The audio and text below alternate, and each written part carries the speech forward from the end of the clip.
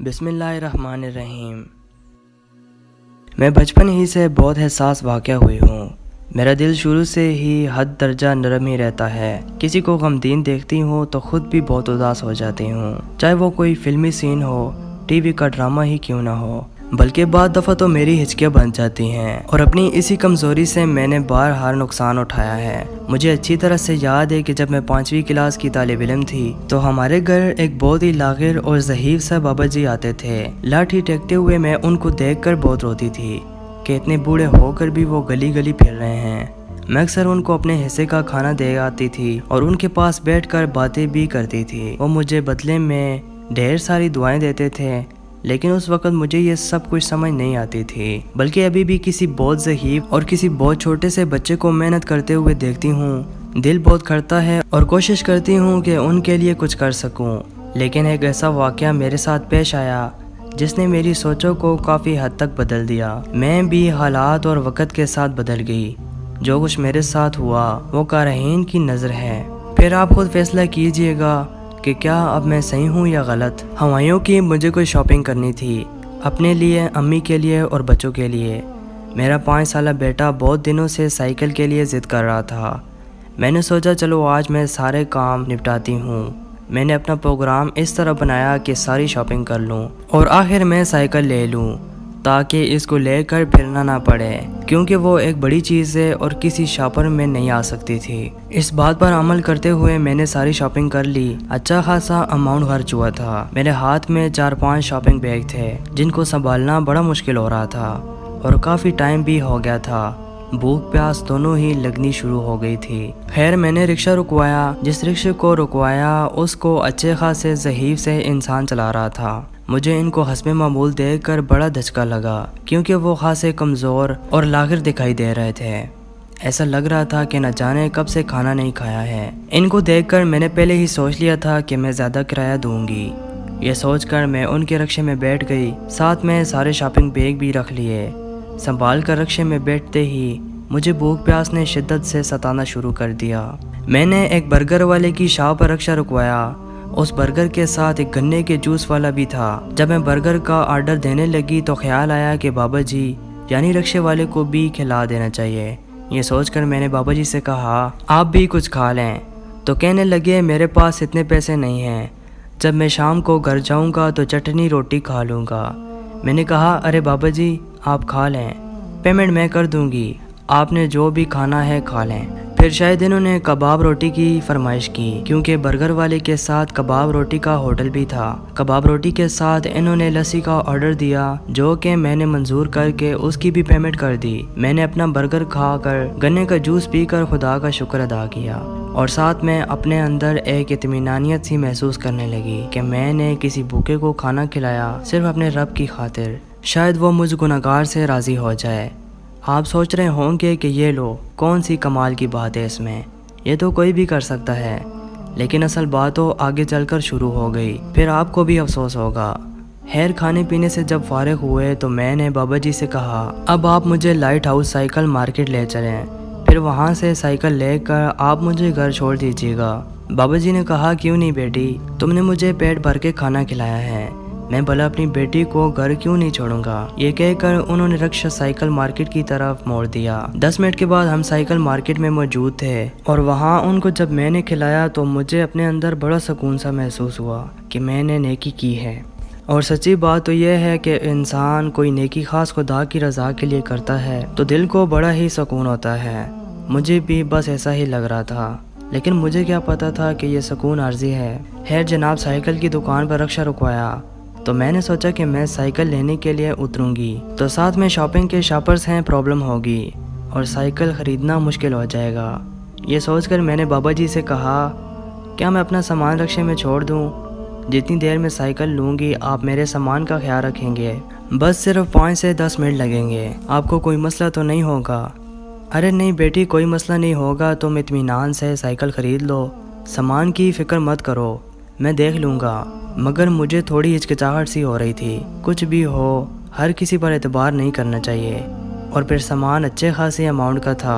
بابا جی نے جب یہ دیکھا کہ میں تھوڑی پریشان ہو رہی ہوں اور سامان چھوڑ کر جانا نہیں چاہ رہی तो बोले, अरे बेटी, तुमने एक भूखे इंसान को खाना खिलाया, पानी पिलाया, क्या वो तुम्हारे साथ कोई फ्रॉड कर सकता है? इस उम्र में ऐसा कोई गलत काम करके खुदा को नाराज नहीं कर सकता। जाओ बेटी, साइकिल खरीद लो और सामान की तरफ से बेफिक्र हो जाओ। बाबा जी के इस तरह कहने पर मैंने सोचा कि शायद वो सही कह रहे हैं, और यही मेरी सबसे बड़ी भूल थी या सादगी थी कि मैंने उन पर भरोसा कर लिया। सिवाय पर्स के मैंने बाकी सारा सामान रक्शे में छोड़कर और साइकिल लेने अंदर शॉप में चली गई। अलबत्ता ज़हन नशीन कर लिया कि रक्शा कहाँ पर खड़ा है ताकि वापसी में कोई मसला ना हो।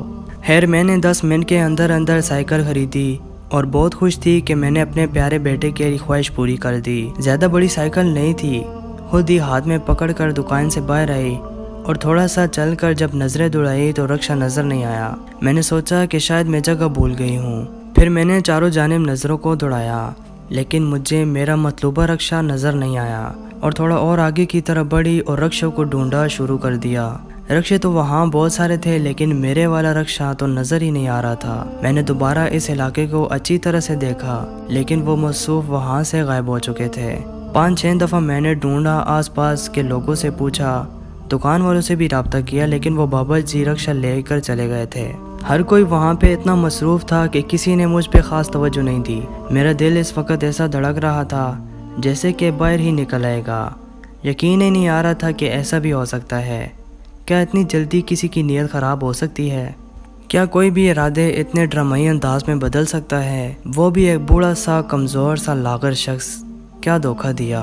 उस शख्स ने मेरी आंखें आंसू से भर दी।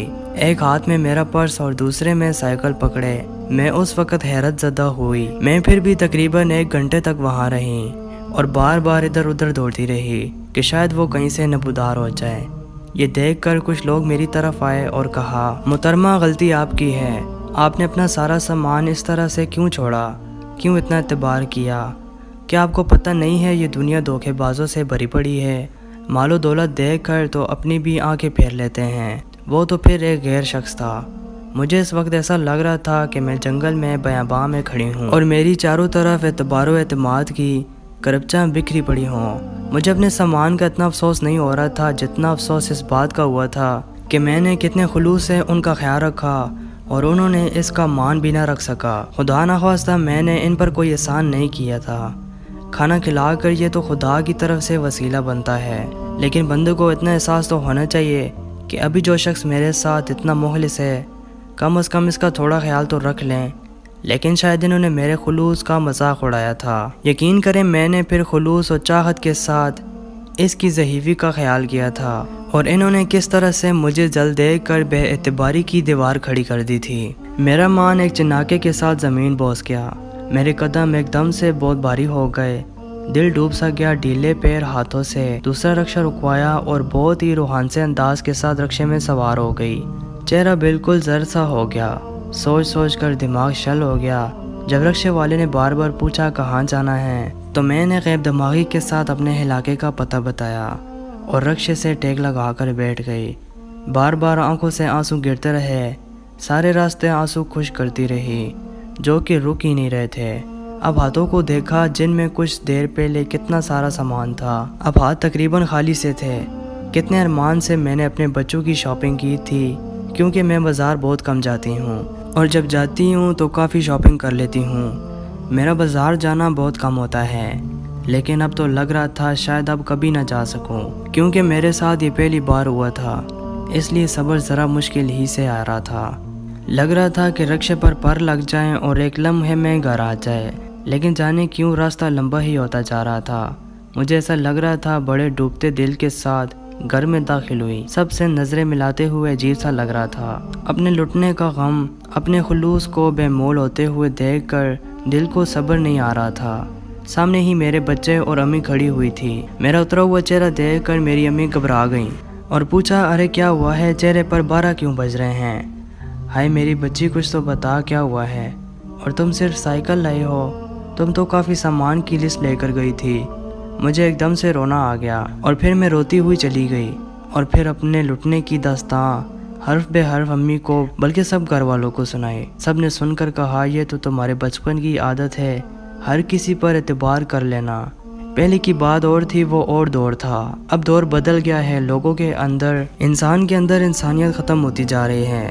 اب تو یہ زمانہ ہے کہ کسی کے ساتھ کوئی نیکی ہی نہ کی جائے، الٹا نیکی گلے ہی پڑ جاتی ہے۔ اب تو یہی دیکھ لو کہ تم نے کتنے خلوص سے بابا جی کا خیال رکھا اور انہوں نے کتنے بونڈے طریقے سے تمہارے خلوص کو ٹھکرا دیا۔ وہ کتنے دن اس سامان سے اپنی ضرورتوں کو پورا کریں گے، کتنے دن اس سے فائدہ اٹھا لیں گے، یہاں تو کچھ دن اس سے مزے کر لیں گے، خدا کے ہاں تو ہمیشہ اس کی سزا پائیں گے۔ ان سب کی باتیں میرے دل کو بدل رہی تھیں اور دماغ میں پیوست ہو رہی تھی۔ اب زمانہ اور زمانے کے دستور سب کچھ بدل گیا ہے، اب انسان نہیں رہا، بہت خود غرض اور مفاد پرست ہو گیا ہے۔ بہرحال اب میرا مائنڈ پہلے جیسے نہیں رہا، جو بھی ہوا اس واقعے سے اتنا ضرور ہوا کہ میرے دل میں درار پڑ گئی ہے۔ اب کسی کے ساتھ نیکی سوچ سمجھ کر کرنی چاہیے، اور ہاں میں نے پھر بھی بابا جی کو معاف کر دیا ہے، کیونکہ ہمارے انبیاء کرام تو بڑے بڑے جرم معاف کر دیتے تھے، جب وہ اتنے عظیم ہو کر معاف کر سکتے ہیں تو ہم ایک ادنی سے غلام، ہماری کیا اوقات کہ ہم ان کی برابری کریں، لیکن کم از کم ان کی اچھائیوں کا تو مان رکھ سکتے ہیں۔ جائیے بابا جی، میں نے آپ کو اپنے بچوں کے صدقے میں معاف کیا، خدا بھی آپ کو معاف کر دے، آمین۔ مزید سٹوری سننے کے لیے محمد اسماعیل وائس چینل کو ضرور سبسکرائب کریں اور ساتھ میں دیے گئے بیل پر کلک کریں۔